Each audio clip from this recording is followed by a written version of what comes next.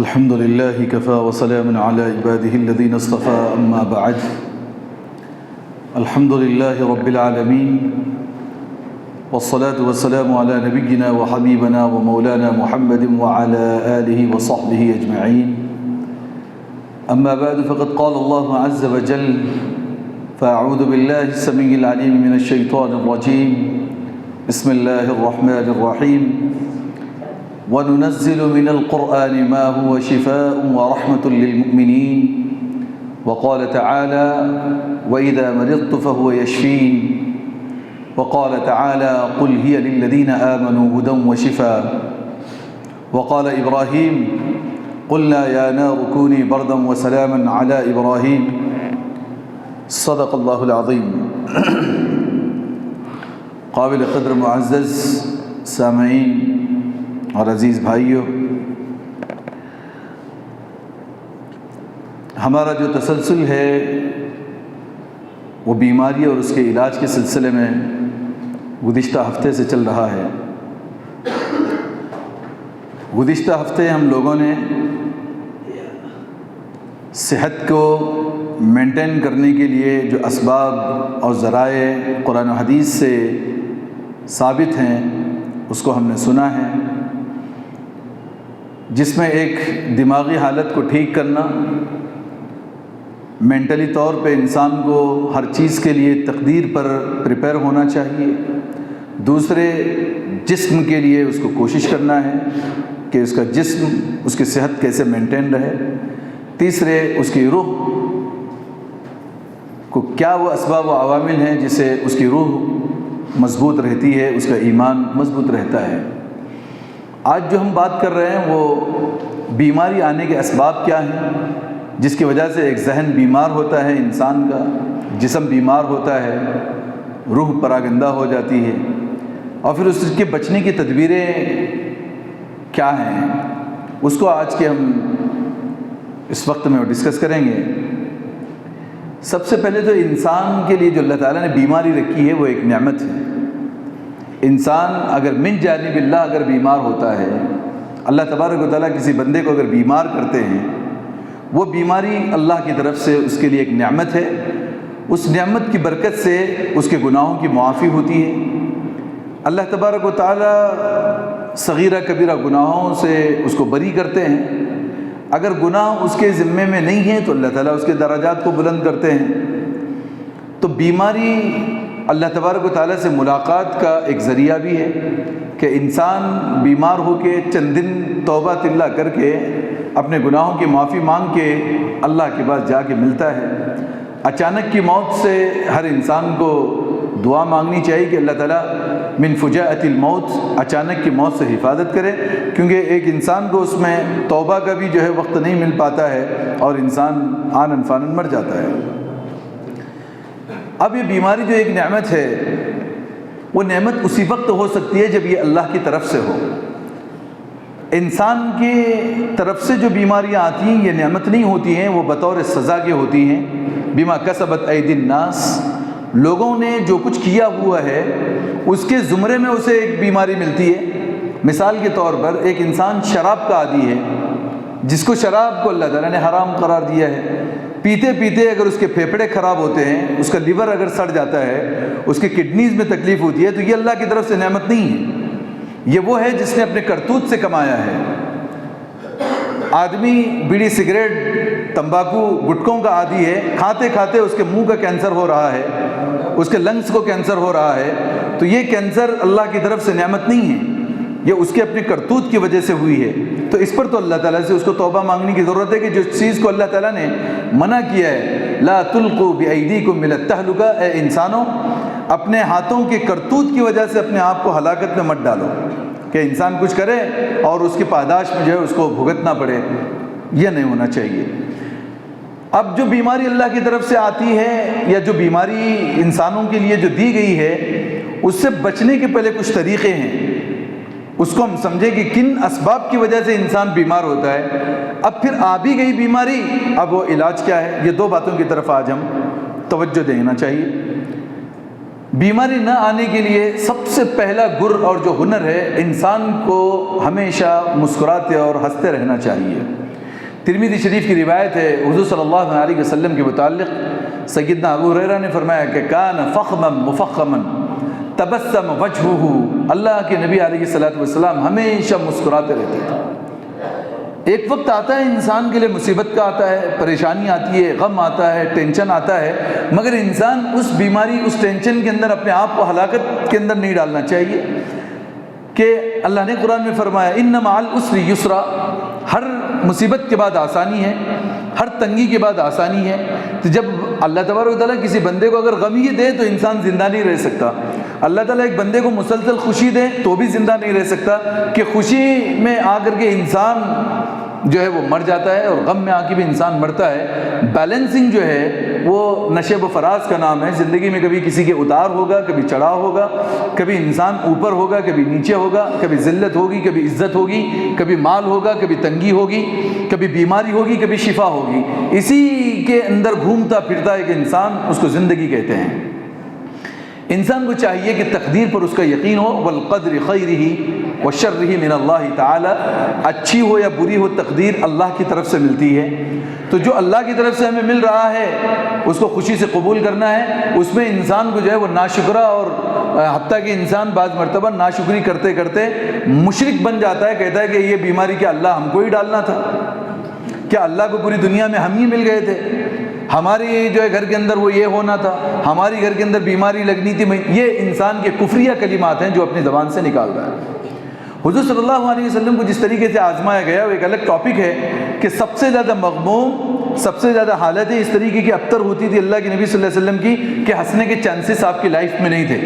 بے شک پوری زندگی 23 سال کی جو لائف ہے اللہ کے نبی کی، وہ بالکل غم والی لائف ہے، پھر بھی اللہ کے نبی اتنے سارے غموں کے بیچ میں آپ مسکراتے تھے، ہر ملنے جلنے والے کو خندہ پیشانی سے پیش آتے تھے، ہر ایک کا دکھ بانٹتے تھے، جبکہ آپ خود مغموم ہوتے تھے۔ ایک انسان کے لیے ضروری یہ ہے کہ ہمیشہ وہ مسکراتے رہے، ہنستے رہے، اچھی طبیعت کے ساتھ رہے۔ تو یہ اس کا مسکرانا، ایک اچھی طبیعت کے ساتھ رہنا، یہ بیماریوں کے ساتھ لڑنے کی انرجی اور ایک پاور جو ہے وہ ڈیولپ کرتا ہے جسم کے اندر۔ آدمی غم کے اندر پھر غم کرتا رہے گا تو بیماری طاقتور ہوتی ہے، اس کا جسم کمزور ہوتا ہے۔ جسم کو مینٹین کرنے کے لیے سب سے پہلے دماغ کو پریپیئر کریں، جو ہوگا وہ دیکھا جائے گا، یہ اللہ کی طرف سے ہے۔ ایک تو یہ ہے کہ آدمی مسکراتے رہے، دوسرے غصہ چھوڑ دے۔ یہ غصہ جو ہے یہ شیطان کی طرف سے ہوتا ہے، غصہ حدیث میں آتا ہے شیطان کی طرف سے۔ حضور صلی اللہ علیہ وسلم نے اس کا ایک طریقہ بتایا، انسان کو جب غصہ آئے، کھڑے کھڑے غصہ آئے تو انسان کو بیٹھ جانا چاہیے، بیٹھے ہوئے غصہ آئے تو انسان کو لیٹ جانا چاہیے تھوڑی دیر کے لیے۔ اور پھر کہا کہ یہ غصہ ایک جہنم سے، ایک آگ سے ہے، اس کو بجھانے کے لیے انسان کو جو ہے پانی پینا چاہیے۔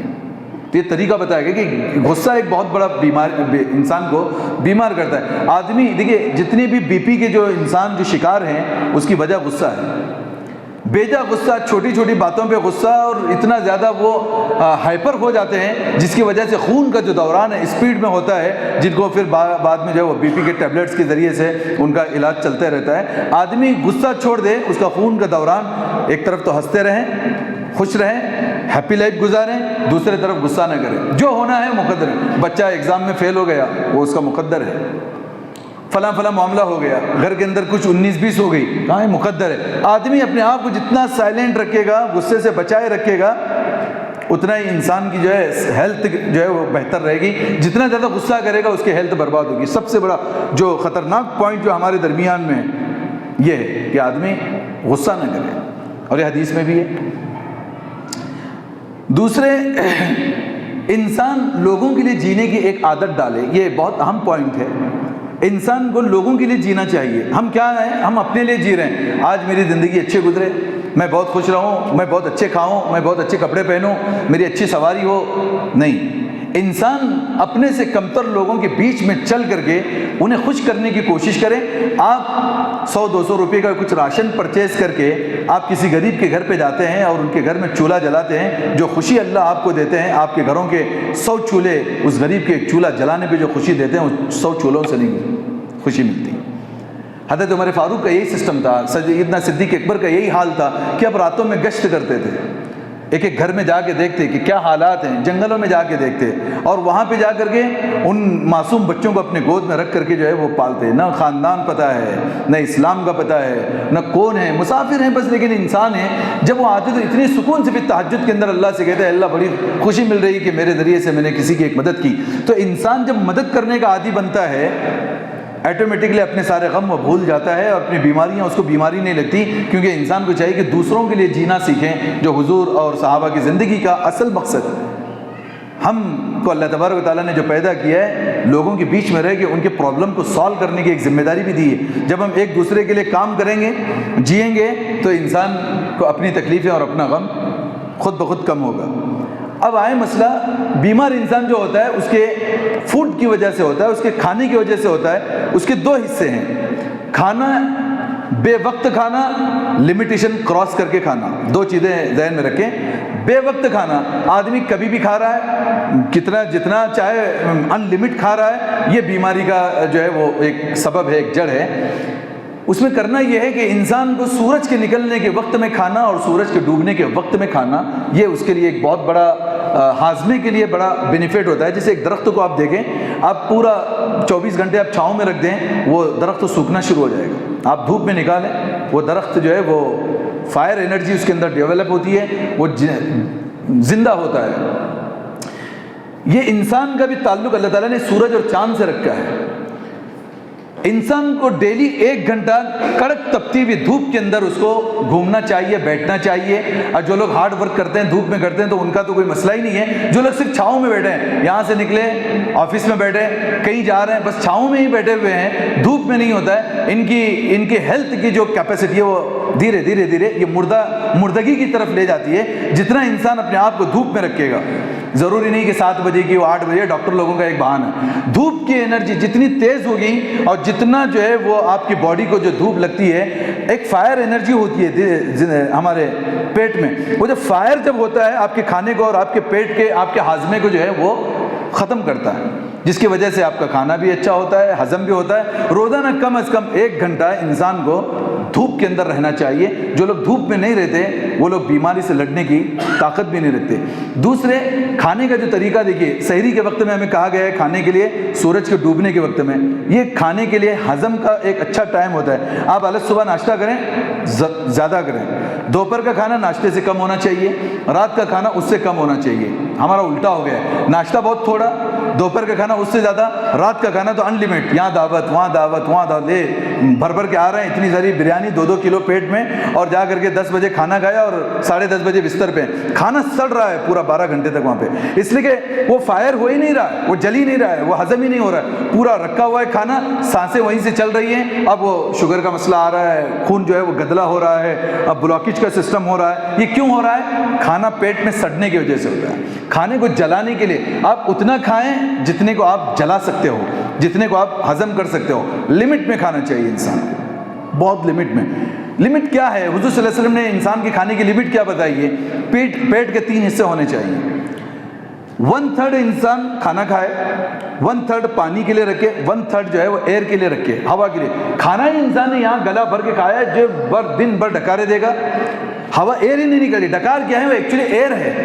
جب وہ کھانا جب پستا ہے تو ایئر نکلنا شروع ہوتی ہے، گیس کی شکل میں بھی نکلتی ہے، ڈکار کی شکل میں. اتنا بھر دیا ہے کھانا، اب وہ ایئر مشکل سے نکل رہی ہے، گندی بدبو کے ساتھ نکل رہی ہے. آپ کھانے کو لمٹ میں رکھیں، 1/3 کھائیں، پانی 1/3 پئیں، اور ہوا کے لیے رکھیں. نہ اس کو بد ہضمی ہوگی، نہ جو ہے گیس کا پرابلم ہوگا، نہ ڈکار کا پرابلم ہوگا. یہ لمیٹیشن نہ ہونے کی وجہ سے کھایا جا رہا ہے. کھانے کا وقت جو ہے شام کے وقت میں جب انسان کھائے گا، 7 بجے 8 بجے لاسٹ کھانے کا وقت ہونا چاہیے. عشاء کی نماز کے بعد کھانا نہیں کھانا چاہیے. عشاء کو اس لیے عشاء کہی جاتی ہے اس لیے کہ اس سے قبل عشاء ہونا چاہیے.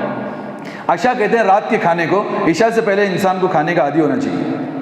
اور اس کے بعد میں جب انسان 9 بجے 10 بجے سوتا ہے تو 2 سے 2.5 گھنٹے کا جو گیپ ہوتا ہے، اس میں اس کا کھانا ہضم ہوتا ہے. پھر انسان جب سوتا ہے تو اس کو نیند بھی اچھی لگتی ہے اور رات بھر بد ہضمی کا شکار نہیں. ایسیڈیٹی کی جتنی شکایتیں ہیں، ایسیڈیٹی کی جتنی تکلیفیں ہیں، وہ اسی وجہ کر کے ہیں کہ کھانے کا نہ وقت کا جو ہے وہ انسانوں کو وہ ہے، نہ لمیٹیشن کا پتہ ہے، جس کی وجہ سے. تیسرا، انسان کو اتنا کھانا چاہیے جتنا وہ ہضم بھی کر سکے. آپ دیکھیں ایکسرسائز نہیں ہے زندگی کے اندر، چلنا نہیں ہے، ہر کھانے کے بعد کم سے کم انسان کو 10 منٹ میں آدمی 1 کلومیٹر جاتا ہے. 1 کلومیٹر کمپلسری واک ضروری ہے ہر کھانے کے بعد. ناشتے کے بعد بھی 1 کلومیٹر واک ہے, آفٹر نون آپ کھانے کے بعد میں بھی 1 کلومیٹر واک کریں, اب رات میں بھی 1 کلومیٹر کم سے کم. اس کا جو ہے اگر منٹس میں 10 سے 15 منٹ تک آدمی کو چلنا چاہیے. جب انسان چلتا ہے تو کھانا اس کی جگہ پہ لیول, اس کے بعد آپ جم کر کے پانی پینا چاہیے. یہ مکسر کے اندر آپ نے بہت سارا سامان رکھ دیا اور پورا فل بھر کے پانی ڈال دیا, آپ گھمایا, باہر نکل جائے گا پورا کے پورا مکسر کے ڈبے سے. اس کے لیے کیا ہے, پہلے اس کو گھمانا ہے, تھوڑا پانی ڈالنا ہے. کھانے کے درمیان میں حضور نے پانی پینے کو سنت قرار دیا ہے. آپ جتنا کھا رہے ہیں اس کے بیچ میں تھوڑا سا پانی پیے تو چکی کے پسنے میں آسانی ہوگی. اب اس کے بعد آپ نے 10 منٹ واک کیا, باڈی ہٹ ہو گئی آپ کی, اب پسینہ آ رہا ہے. باڈی جب ہیٹ ہوتی ہے تو فائر انرجی آپ کی ڈیولپ ہو گئی پیٹ میں, اب کھانا جلا رہی ہے, اب آگ لگ چکی ہے پیٹ میں. اب آپ 1 گلاس 2 گلاس 3 گلاس جتنا ہے آپ پانی پہ, اب وہ پسنے کے مددگار ہوگی. زندگی بھر لائف میں کبھی پرابلم نہیں آئے گی یہ چیز. حضور صلی اللہ علیہ وسلم نے پھر آگے فرمایا گرم گرم نہ کھائیں. آپ نے منع کیا. ہماری عادت ہے گرم گرم, اتنا گرم کھاتے ہیں. گرم کھانے کی وجہ سے پیٹ کے اکثر نقصانات ہوتے ہیں. گرم اتنا جو ہے وہ 40 ڈگری پہ 50 ڈگری کا جو کھانا ہے وہ جا کے سیدھا کڈنی کے اوپر اور لیور کے اوپر جب وہ اٹیک کرتا ہے, اس سے جو ہے وہ پرابلمس جو ہے کریٹ ہونا شروع ہوتے ہیں. انسان کو میڈیم انداز میں کھانا چاہیے, بہت زیادہ گرم گرم کھانا مناسب نہیں ہے. بیٹھنے کے طریقے بھی حضور نے بتائے ہیں. کھانے کے لیے بیٹھنے کا طریقہ ہے کہ سب سے پہلا آپ اکڑو بیٹھیں, دونوں پیر کھڑے ہوئے ہوں, تو خود بخود جب پیر پیٹ پہ جب چپک جائیں گے تو 1/3 ہی حصہ ایسا رہے گا جتنا آپ کھا سکتے ہیں. 1/3 کے اوپر آپ کھا بھی نہیں سکتے. اٹھنے کے بعد ایسا لگے گا کہ ابھی میں کھایا ہی نہیں ہوں. تو یہ پہلا طریقہ ہے. دوسرا طریقہ ہے کہ ایک پیر بچھا دیں, ایک پیر اٹھا دیں, ایک زانو بیٹھیں. اس میں بھی ایک سائڈ سے جب پیٹ پہ دبتا ہے تو وہ والا حصہ پیٹ میں بھرا نہیں جاتا ہے. تیسرا یہ ہے کہ آپ 2 زانو بھی بیٹھ سکتے ہیں, اور جس کو بیٹھنے کی عادت نہیں ہو 4 زانو بھی بیٹھ سکتے ہیں, بیٹھنے میں کوئی دقت نہیں ہے. بٹ یہ ہے کہ آپ کھانے کی لمیٹیشن 1/3 رکھیں. ناشتہ زیادہ کریں, اس کے بعد انسان سوتا نہیں ناشتے کے بعد, دوپہر تک گھومتا رہتا ہے. تو جتنا زیادہ ہیوی کھائے گا فائر انرجی اس کی اچھی رہے گی. دوپہر میں تھوڑا کھائیں اور کمپلسری قیلولہ کریں. یہ ہضم کا طریقہ حضور نے بتایا کہ کھانا کھانے کے بعد 15 to 20 منٹ سونا چاہیے, اس سے زیادہ بھی نہیں سونا. اس سے زیادہ سونا بھی انسان کو پریشان کر دے گا. 20 منٹ نیند لگ رہی تھی کہ انسان کو اٹھ جانا چاہیے. جو طاقت اور جو انرجی پیدا ہوتی ہے اس قیلولہ میں, سنت رسول ہے, اس کو کریں. اور پھر رات کا کھانا اور کم کھائیں, اور کھانے کے 2.5 گھنٹے کے بعد میں سوئیں, کم سے کم 2 گھنٹہ. اس سے پہلے کھانے کے 2 گھنٹے کے اندر کبھی سونا نہیں چاہیے. ہارٹ کے جتنے بھی پرابلم اور جو بھی ڈیزیز جو پیدا ہو رہے ہیں وہ آپ کھانے کے فوراً بعد سونے کی وجہ سے ہو رہے ہیں. آگے بڑھیں. حضور صلی اللہ علیہ وسلم نے فرمایا احتیاطی تدابیر میں یہ ہے کہ جہاں بیماری پھیل چکی ہے, جیسے ابھی کورونا گیا تھا, اس سے پہلے حضور کے زمانے میں طاعون ہوا کرتا تھا, جہاں بیماری ہے وہاں انسان اپنے آپ کو بچائے. کچھ لوگ اور ایکٹنگ ایمان کی باتیں کرتے ہیں, جو ہونا ہے وہ اللہ کی مرضی ہے, ہم جہاں چاہے جائیں گے, ہم ماسک بھی نہیں رکھیں گے. ایسا بہت کچھ ہو رہا تھا. یہ حدیث کے سراسر خلاف ہے. حضور صلی اللہ علیہ وسلم نے احتیاط کا حکم دیا ہے. انسان اگر احتیاط نہیں کرے گا اور بیماری لگے گی, اس میں اللہ کو دوش نہیں ڈال سکتا انسان. حضور صلی اللہ علیہ وسلم کے بعد ایک بندہ ایسا ہے جس کو جذام تھا, آپ نے ہاتھ ملانے سے انکار کیا, نہیں ملاؤں گا. بیماری سے بچنے کے لیے اللہ کے نبی نے احتیاطی تدابیر اور ایک حکم دیا, جہاں بیماری ہے وہاں کا کوئی بندہ, جہاں بیماری نہیں وہاں نہ جائے. منع کیا گیا ہے کہ جہاں آپ بیمار ہیں وہیں آپ مر جائیں, آپ شہید ہو جائیں گے, مگر آپ وہاں سے بچنے کے لیے باہر نہ نکلیں. بیماروں کو یہ حکم دیا, اچھوں کو یہ حکم دیا کہ آپ جہاں ہیں بیماروں کے علاقے میں آپ نہ جائیں. یہ احتیاطی تدابیر. ایک عمل بھی حضور نے یہ کر کے بتایا کہ ایک مرتبہ اللہ کے نبی صلی اللہ علیہ وسلم کے سامنے کچھ اونٹوں کو خارش ہو گئی, کھجلی کی بیماری جس کو کہتے ہیں, اونٹوں میں خارش ہوتی ہے بہت زیادہ, ہو گئی. تو حضور نے فوراً حکم دیا خارش والے اونٹوں کو الگ باندھو, اچھے اونٹوں کو الگ باندھو, ورنہ یہ خارش والے اونٹوں کی جو خارش ان اچھے اونٹوں کو برباد کر سکتی ہے. دونوں کو بدل دیا اللہ کے نبی صلی اللہ علیہ وسلم نے. تو احتیاطی تدابیر ضروری ہے. اس احتیاطی تدابیر میں روزمرہ میں کیا ہے, حضور نے فرمایا کمپلسری ہاتھ دھوتے رہنا ہے, ہاتھ دھوتے رہنا ہے. یہ آج کے ڈاکٹرز نہیں کہہ رہے ہیں, یہ تو حضور فرما رہے ہیں. نیند میں سے جب اٹھیں کسی بھی چیز کو آپ ٹچ نہ کریں جب تک کہ یغسلہ 3 مرات, 3 مرتبہ ہاتھ نہیں دھوتے. جب بھی آپ نیند سے اٹھے، دوپہر کی نیند سے اٹھے، رات کی نیند سے اٹھے، اب اکثر عورتیں ہیں ہمارے گھروں میں، مرد ہیں، نیند میں سے اٹھے، وہیں جا کے آپ نے سامان پکڑ لیا، کھانے کی چیزیں پکڑ لی، کچھ پکڑ لیا، رات بھر 8 گھنٹے 10 گھنٹے ہاتھ کہاں کہاں گھسے ہیں، کیا کیا ہوا ہے پتہ نہیں، بیماری ہے کہ جراثیم ہاتھوں میں. حضور نے فرمایا کمپلسری 3 مرتبہ ہاتھ دھو جب بھی سو کے اٹھے. کسی برتن میں اگر سمجھے ایک بالٹی تھی، آدمی نیند میں سے اٹھ کے اگر بالٹی میں ہاتھ ڈالا تو پانی ناپاک ہے، پانی پاک نہیں، اس سے وضو بھی نہیں ہوگا، اس کے لیے پہلے دھونا، یہ حدیث کے اندر ہے. پھر فرمایا کہ 10 چیزیں امور فطرت ہیں. 10 چیزیں کتنی ہیں؟ امور فطرت کہتے ہیں کہ پورے انبیاء کی سنت ہیں، ایک بھی نبی نے نہیں چھوڑا ایسے نہیں، پورے انبیاء کی سنتیں 10 ہیں. اس 10 سنتوں کی پابندی سے انسان بیمار نہیں ہوتا. نمبر 1 قص الشارب، مونچھوں کو تراشنا مکمل. جس کے مونچھ ہوتے ہیں وہ انسان اکثر بیمار پڑے گا.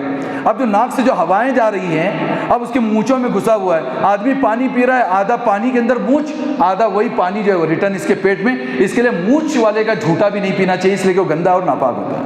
اب لوگ یہاں تک رکھیں، ہونٹ کے نیچے تک مونچھ آئے ہوئے ہیں، کچھ لوگ وہیں کینچی مار رہے ہیں، کچھ کہ نہیں. مونچھوں کو تراشنا تمام انبیاء کی سنت ہے، صرف نبی کی نہیں. قص الشارب، مٹا دینا چاہیے پورے کے پورے مونچھ. واف اللحیہ، داڑھی کو بڑھانا چاہیے. اس سے بہت سارے جو ہے اس کا بتانے کا میرے کو وقت نہیں کہ داڑھی کے فائدے کیا ہیں، وہ کبھی بتایا جائے گا. داڑھی کے بڑے ہونے سے میڈیکل لائن کے حساب سے کیا فائدے ہیں وہ کبھی ڈسکس کیا جائے گا.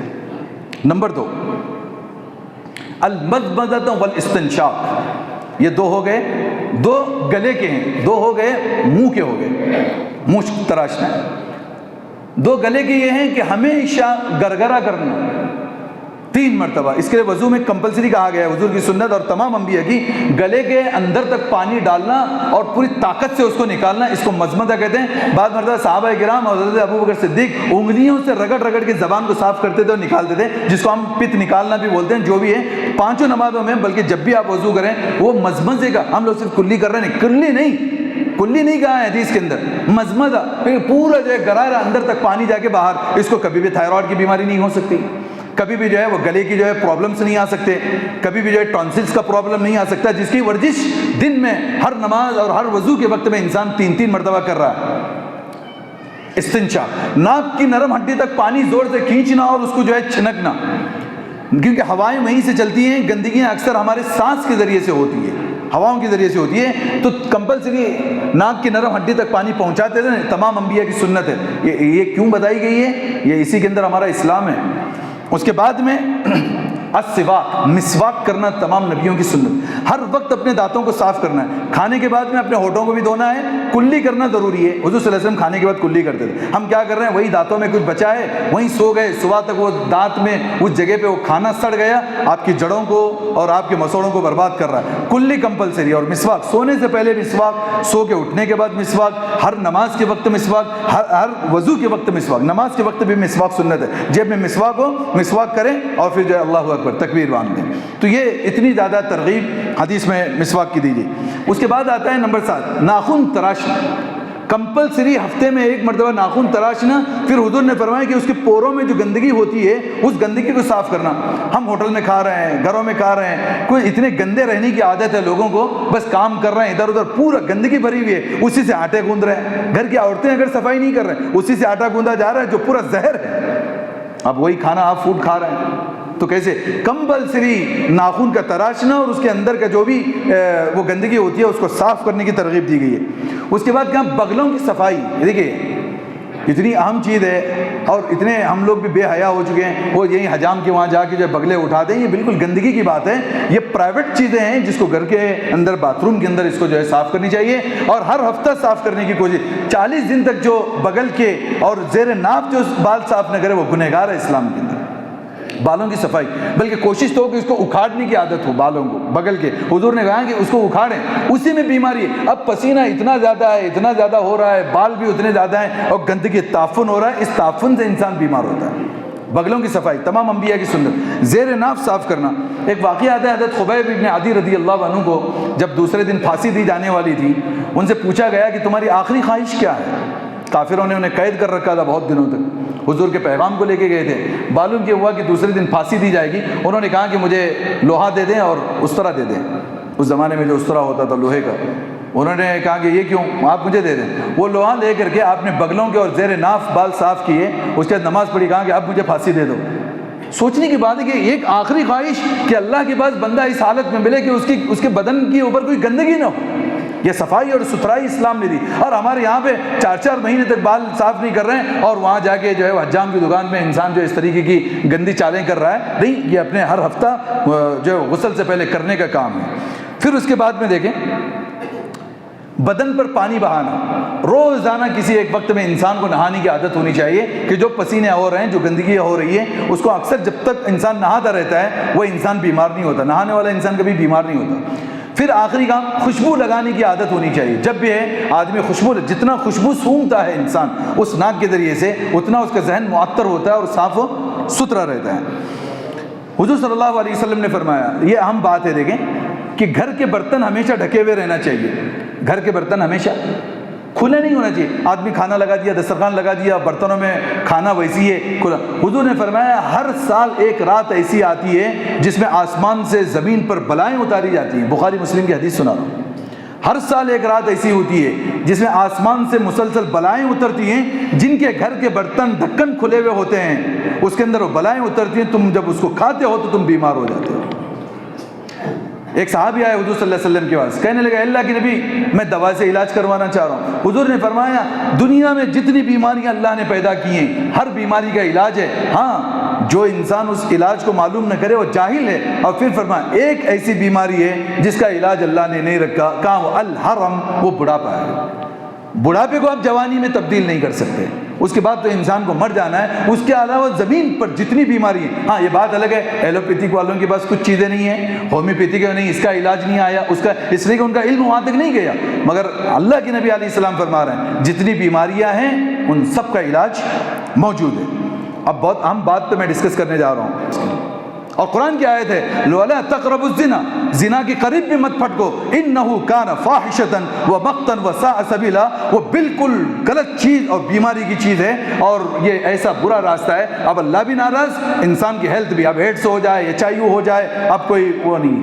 آپ 4 بیویوں کے ساتھ زندگی گزاریں, یہ انسان کے لیے کہا گیا ہے. حلال راستہ چھوڑ کے حرام کی طرف جب انسان جاتا ہے. گزشتہ ہفتے ہم نے کھانے پینے کی ٹاپک پہ بات کی تھی, سود نہ کھائیں, حرام نہ کھائیں.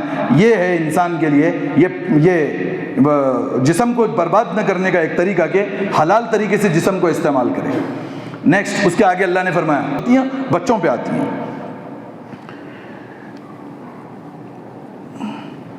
تیسری چیز جو حضور نے فرمائی, بلکہ اللہ تعالیٰ نے کہا کہ وَآتُوا النِّسَاءَ, عورتوں کے پاس آپ آئیں, آپ جو حلال راستہ ہے اس راستے سے آئیں, حرام راستے سے پرہیز کریں. اللہ نے نام لے کر کے کہا کہ پیچھے کے راستے سے آپ پرہیز کریں ورنہ آپ بیماری میں مبتلا ہو جائیں گے. یہ کچھ لوگ ہیں یہاں کوئی نہیں دیکھ رہا ہے مگر انسان مبتلا بیمار ہو کر کے در کے ٹھوکرے کھا رہا ہے. اس کا علاج ڈاکٹروں کے پاس نہیں. یہ چند تدابیر تھی کہ انسان بیمار نہ پڑے. ان فارمولے کو اگر اختیار کرے گا بیمار نہیں پڑے گا. اگر بیمار ہو بھی گیا, اب ہو گیا, خدا کی طرف سے بیماری آئی, تو 5 کام کرنے ہیں. نمبر 1, سب سے پہلے رقیہ کا استعمال کریں. رقیہ کہتے ہیں قرآن کی وہ آیتیں ہیں جو جس بیماری کے لیے اللہ تعالیٰ نے اس کو فٹ کی ہیں. مثال کے طور پہ وَنُنَزِّلُ مِنَ الْقُرْآنِ مَا هُوَ شِفَاءٌ وَرَحْمَةٌ لِّلْمُؤْمِنِينَ, اللہ تعالیٰ نے قرآن میں فرمایا جو کچھ ہم نے قرآن میں نازل کیا ہے یہ مسلمانوں کے لیے رحمت بھی ہے اور شفا بھی ہے. ہم کیا کر رہے ہیں, یہ ڈاکٹر وہ اسکیننگ, یہ اسکیننگ, ہر چیز کروا رہے ہیں اور قرآن کو چھوڑ دیا گھر کے اندر جو سب سے بہترین شفا کی چیز قرآن تھی. ایک صحابی ایک راستے سے جا رہے تھے, ایک قوم کا جو لیڈر تھا, بادشاہ تھا, اس کو سانپ نے کاٹا اور زہر چڑھ چکا تھا. انہوں نے ہاتھ رکھا, 7 مرتبہ سورہ فاتحہ پڑھا اور زہر ختم ہو گیا, سانپ کا زہر. انہوں نے 30 بکریاں گفٹ کی. حضور کا آگے بتایا, حضور نے فرمایا کہ ہر بیماری کی شفا اللہ تبارک و تعالیٰ نے سورہ فاتحہ میں رکھی ہے. اپنے مریضوں پہ 7 مرتبہ دم کریں. بچہ رات میں رو رہا ہے, سورہ فاتحہ پڑھیں. بخار آ رہی ہے, سورہ فاتحہ پڑھیں. جتنی بھی بڑی بیماری, حتیٰ کہ اتنے سارے, ہمارا خود کا تجربہ, کئی کینسرز الحمدللہ ہم نے قرآن سے درست کیے, کئی کینسرز, سب کچھ علاج قرآن میں. نمبر 1 علاج پہلے قرآن سے کریں. نمبر 2 قرآن کے اندر جو دعائیں سکھائی گئی ہیں جو حضرت ابراہیم مانگتے تھے، حضرت موسیٰ مانگتے تھے، خود حضور نے مانگی ہیں، بیماریوں پہ دعائیں مانگی ہیں۔ بچے نہیں تھے، حضرت زکریا نے دعا مانگی، حضرت ابراہیم میں وَهَبْ لَنَا مِن لَّدُنكَ ذُرِّيَّةً طَيِّبَةً إِنَّكَ سَمِيعُ الدُّعَاء، اللہ اچھی اولاد دے، لڑکے چاہیے، قرآن کے اندر تذکرہ ہے۔ انبیاء مانگ رہے ہیں، ہمیں کیا ہوا ہے مانگنے کے لیے؟ سب سے پہلے اللہ تعالیٰ سے وہ قرآنی آیتیں اور حدیث کی آیتیں جو ہیں جس میں حضور نے فرمائی ہیں، وہ آیتوں سے پہلے اپنا علاج طلب کریں، 2 رکعت نماز پڑھیں، اللہ سے علاج مانگیں، اس کے بعد دوا کا استعمال کریں، ضروری ہے۔ بعض لوگ بولے میں دوائی نہیں کھاؤں گا، جو مقدر نہیں، دوا کا استعمال کرنا بھی سنت ہے، دوا کا پتہ ہو دوا کا استعمال بھی کریں۔ تیسرا کام پچنا لگائیں، پہلے پچنا کہتے ہیں حجامہ۔ آج کل کے جو لوگ حجامہ ہیں ان کو کچھ نالج نہیں ہے، پہلی چیز۔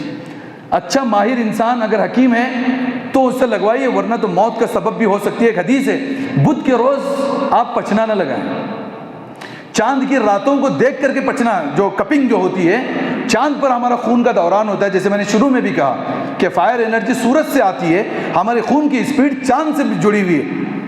جس وقت میں چاند مکمل ہو رہا ہو، خون ہمارا اسپیڈ ہوتا ہے، اس وقت پچنا لگاؤ کہ خون بند بھی نہیں ہوگا۔ تو اس کے لیے جو ماہر انسان ہے، پوائنٹس پتہ ہونا چاہیے کہ جس پوائنٹ پہ انسان کو پیروں میں، ہاتھوں میں، ہاتھ پر، بیک میں، گردن پر، گال پر، سر پر، ہر جگہ پچنا لگائیں۔ ہر جگہ کا ویسٹیج جو خون ہے، جو جراثیم بھرا خون ہے، وہ نکال کے پھینک دیں، انسان ریفریش ہو جائے گا، خون سے کم نہیں ہوگا۔ مگر اس کا احتیاط یہ ہے، پہلے بیماری کا طریقہ کہ آپ کیوں ہو رہا ہے، ہارٹ ہو رہا ہے، فلاں ہو رہا ہے، فلاں ہو رہا ہے، آدمی کم سے کم جو گندا خون ہے 100-200 گرام نکال کے پھینکے تو صحیح انسان، کہ اس کو کم سے کم 6 منتھ میں 1 ٹائم، 6 مہینے میں 1 مرتبہ اپنے جو ہے وہ جسم کے خون کو نکالنا چاہیے۔ پھر اس کے بعد حضور نے فرمایا جب تمہیں بخار ہو، یہ ڈاکٹری لائن کے پورا خلاف ہماری حدیث ہے، اور ڈاکٹر لوگ ہمارے حدیث کے پورے خلاف ہیں۔ وہ بولیں گے بخار آئے گا تو نہیں، ٹھنڈے پانی میں ہاتھ مت ڈالو، نہانے سے دور رکھو، 15 دن نہلو نہ کو، بہت زیادہ نمونیا بڑھے گا، وہ ایسا کچھ نہیں ہوتا ہے۔ حضور کی باتوں میں یقین ہے۔ حضور نے فرمایا جب تمہارے مریضوں کو بخار ہو، اس کو ٹھنڈے پانی سے غسل دو، نہیں غسل دے رہے ہیں کم سے کم اس کے سر کو ٹھنڈا کرو پانی سے۔ پھر فرمایا حضور نے آگے، بخاری کی روایت ہے، یہ آگ جہنم کی گرمی ہے، اور جہنم کی گرمی کو آگ سے پانی سے ٹھنڈا کرو۔ آپ صلی اللہ علیہ وسلم کو مرض الوفات میں آپ 7 دن تک بخار میں تپ رہے تھے، بار بار آپ کی پٹی چینج کی جاتی تھی، پٹی سوکھتی۔ پھر حضور نے دوسری روایت میں فرمایا جب تمہیں بخار ہو اپنے سر کو ٹھنڈا کرو، ورنہ یہ بخار تمہارے دماغ پہ چڑھے گا اور تمہارے دماغ کو جو ہے وہ خراب کر دے گا۔ اور ڈاکٹر لوگ اور زیادہ بیمار کو بیمار کرنا، یہ ڈاکٹری ہے۔ ڈاکٹری کا کانسیپٹ کیا ہے؟ بیمار کو اور ذرا جو ہے وہ اس کو پریشان کریں گے، نہیں۔ تو وقت زیادہ ہو رہا ہے، تو علاج کے سلسلے میں یہ باتیں یہیں پہ ہم لوگ جو ہے وہ موقوف رکھتے ہیں۔ اللہ تعالیٰ سے دعا اللہ رب العزت ہم سب کو قرآن و سنت کے مطابق اپنی بیماروں کا علاج کرنے کی توفیق نصیب فرمائے۔ وآخر دعوانا الحمد للہ رب العالمین۔